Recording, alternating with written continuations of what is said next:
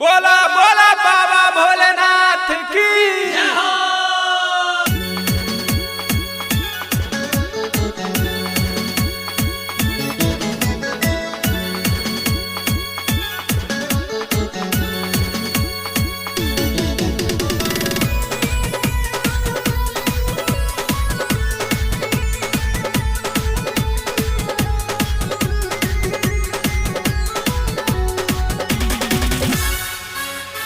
हर हर बम बम शिव शंकर सगुरु गुंज रहलिए भोले बाबा के दर्शन ले देखो भीड़ लगलिए।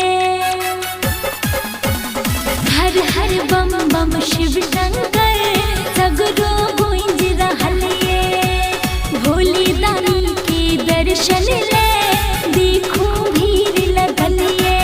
बाबा बिना लगइए ना बाबा बिना लगइए ना जना पैनक बिना मछ तरपइए तरपइए तरपइए।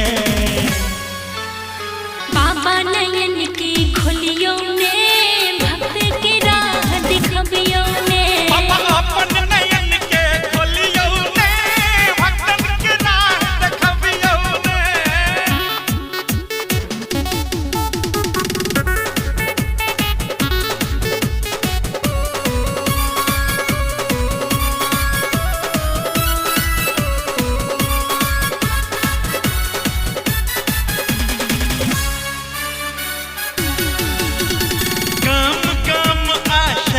शहर में सगर धूम मचावइए कांवरिया सब छुई में के आही के गुन गावइए आही के गुन गावइए।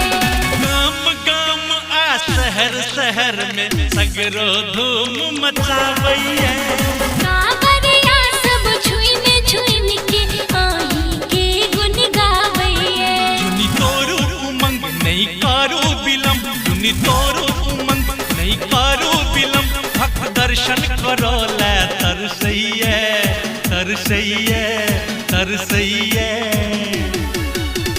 सुंदर रूप दिखबियों ने भक्तन के आस पुरबियों ने सुंदर रूप देखबियो ने भक्तन के आस पुरबियो ने।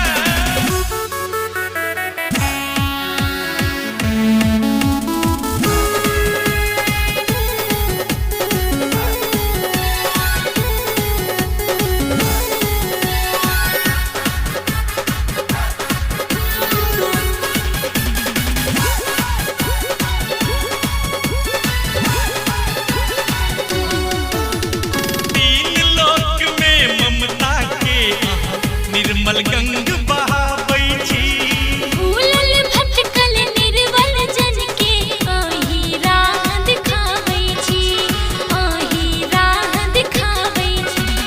तीन लोक में ममता के आहा निर्मल गंग बहावै छी भूलल भटकल निर्बल जन के आही राह दिखाबै छी। बाबा निर्बल छी हम और पापी अधम बाबा निर्बल छी हम और पापी अधम तैयो भक्त कहीं के छी तकियो ने तकियो ने तकियो ने। नेहक फूल खिलबियों ने पुनीता के मन हरसबियों ने नेहक फूल खिलबियों ने पुनीता के मन हरसबियों ने। बाबा बिना लगइए ना बाबा बिना लगइए ना जना पैनक बिना मछ तरपइए तरपइए तरपइए। करुणा के सागर बहबियों ने बेटा की आस पुरबियों ने करुणा के सागर बहबियो ने बेटा के आस पुरबियो ने।